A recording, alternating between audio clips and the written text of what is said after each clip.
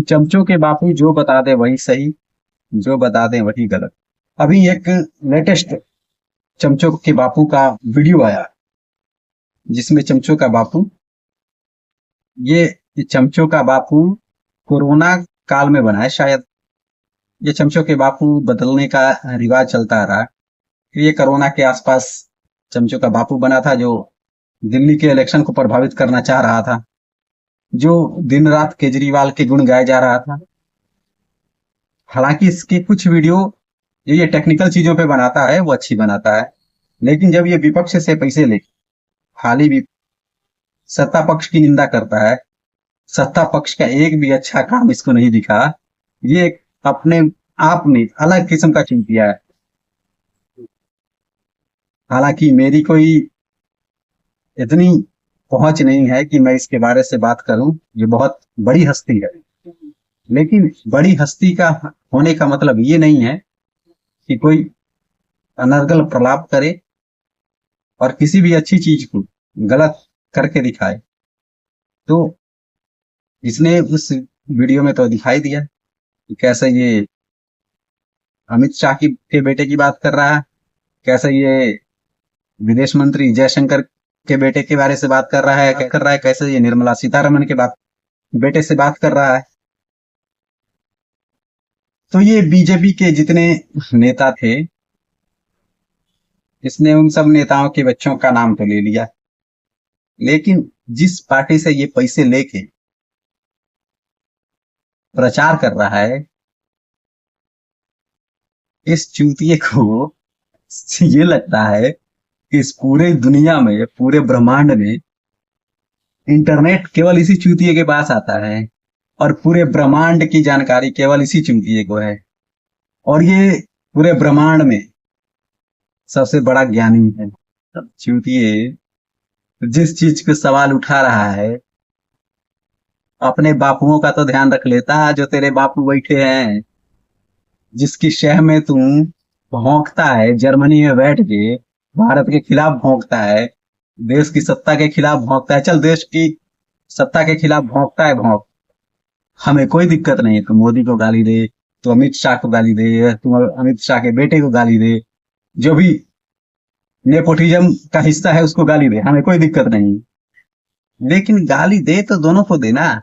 चल, हमने मान लिया कि अमित शाह के बेटे को इंग्लिश बोलने नहीं आती, नितिन गडकरी का बेटा पैसे कमा रहा है, विजय शंकर के का बेटा पैसे कमा रहा है, तो तू भी तो विपक्ष से मिलकर दलाली कर रहा है, तू भी तो दल्ला बनना बैठा है, तो अपने बारे से क्यों नहीं बताता। दूसरी चीज, जो चीज तूने नहीं बताई वो अब मैं बता रहा हूं, और तेरे चमचे, जिन लोगों ने तुझे अपना बाप बना रखा है, उनको मिर्ची जरूर लगेगी। तो सुन, शुरू करते हैं नेहरू के खानदान से। नेहरू प्रधानमंत्री बने, उसके बाद इस देश की प्रधानमंत्री उसी खानदान से होके आई इंदिरा गांधी।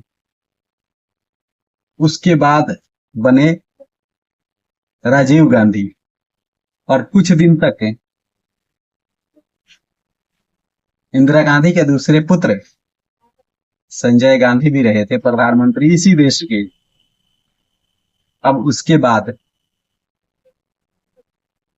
तेरी काकी एंटोनिया माइनो, यानी सोनिया गांधी, सुपर पीएम रही जब मनमोहन सिंह पीएम रहे। उसके बाद तेरा भाई राहुल गांधी, उसके बाद राहुल गांधी की बहन प्रियंका गांधी। ये तो हो गया कांग्रेस।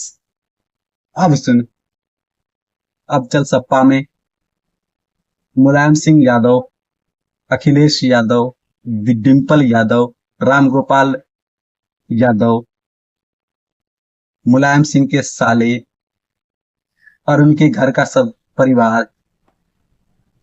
अब इधर आजा बिहार में, लालू यादव, राबड़ी देवी, तेज प्रताप यादव, तेजस्वी यादव, ये क्या आसमान से उतर के आए हैं? या ये नेपोटिज्म का हिस्सा नहीं है? या नेपोटिज्म केवल बीजेपी में है? अपने आप को बुद्धिजीवी दिखाने के चक्कर में ये मत भूल कि इस देश और दुनिया में तेरे सिवा अन्य लोगों के पास भी इंटरनेट की सुविधा है। और ये तो जो ज्ञान बांटता है, तो लॉजिकली ज्ञान बांटा कर, अन्यथा तू पैसे लेके बोलता है और हमारे जैसे लोग बिना पैसे के तेरा छील देते। हालांकि तेरी कुछ वीडियो अच्छी थी, तुमने आईफोन के बारे से बताया, वो वीडियो बहुत अच्छी थी। तो टेक्निकल इशू के बारे से बताता है, वो वीडियो अच्छी है। तूने लोगों को बताया कि यूट्यूब पे अपना चैनल कैसे बनाते हैं, वीडियो कैसे बनाते हैं, वीडियो कैसी बनानी चाहिए, वो वीडियो बहुत अच्छी थी, मैंने देखी है। और मैं तुझे फॉलो भी करता हूँ, और फॉलो इसलिए करता हूँ कि तेरी कुछ अच्छी वीडियो आती है जो जानकारी लायक है, जो जिससे हम जानकारी ले सकते हैं।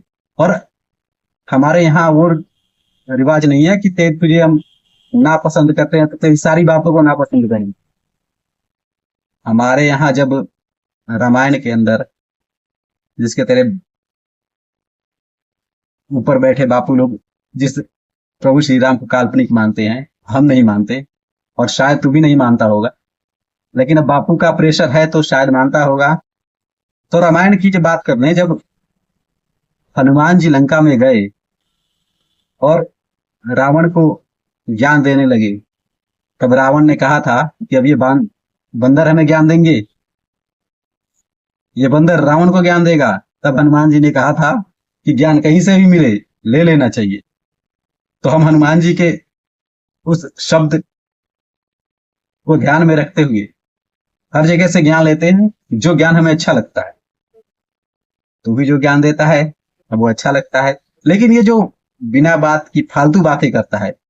अब तुमने E20 पेट्रोलियम पे जो E20 पेट्रोल पे वीडियो बनाई, उसके बारे से मुझे जानकारी नहीं। पेट्रोल में क्या होता है क्या नहीं होता है, क्योंकि हम गरीब आदमी भाई, साइकिल चलाने वाले, तो इन सब चीजों का ज्ञान नहीं है, तो मैं उस पर ज्ञान नहीं दे रहा। लेकिन जिस चीजों का ज्ञान है, उस चीजों पे जब बोलता है तो दोनों साइड के बारे से बोल। लेकिन दोनों साइड के बारे से बोलेगा तो दिक्कत ये है, समस्या ये है कि तेरा पेमेंट रुक जाएगा, तू पैसे नहीं कमा पाएगा। तो ये बड़ी समस्या होती है तुम जैसे लोगों के साथ।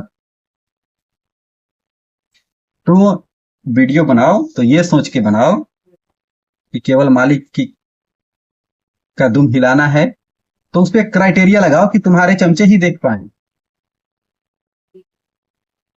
जो तुम्हारे चमचे हैं, जिनको बुद्धि विवेक से कुछ लेना देना नहीं है, कि जो तुमने कह दिया वही सच है,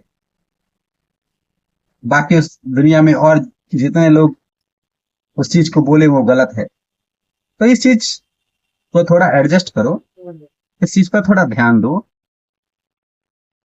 एक पक्ष को दिखा रहे हो तो दूसरे पक्ष को दिखाओ।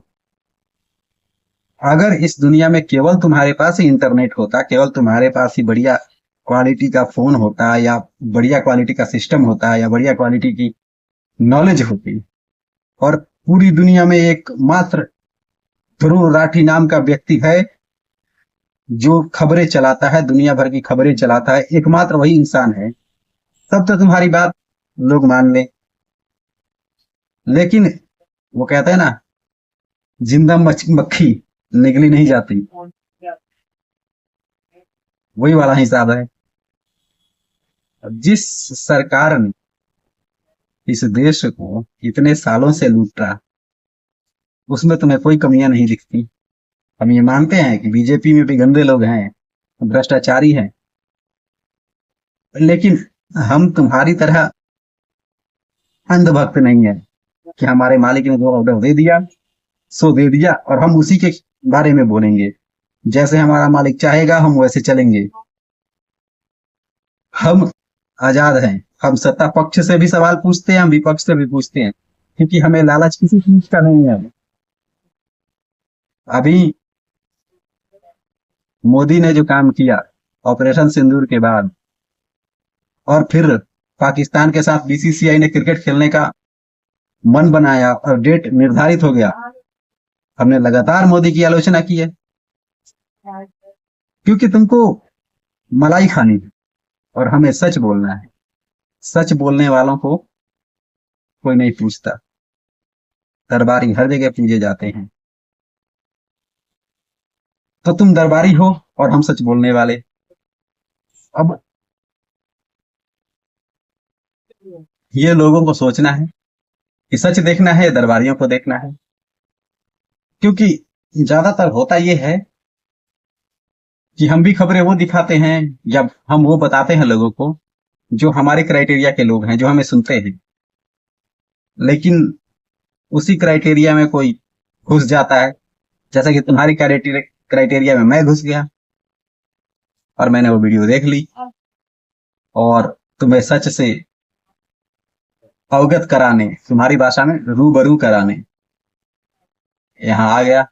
अब मैं ये नहीं जानता कि मेरी वीडियो कितने लोगों तक पहुंचेगी, क्योंकि इस यूट्यूब के माध्यम से बहुत कम लोग मुझे देखते हैं, क्योंकि ये यूट्यूब की शुरुआत है और मैं अभी यूट्यूब के शुरुआती दौर में हूँ।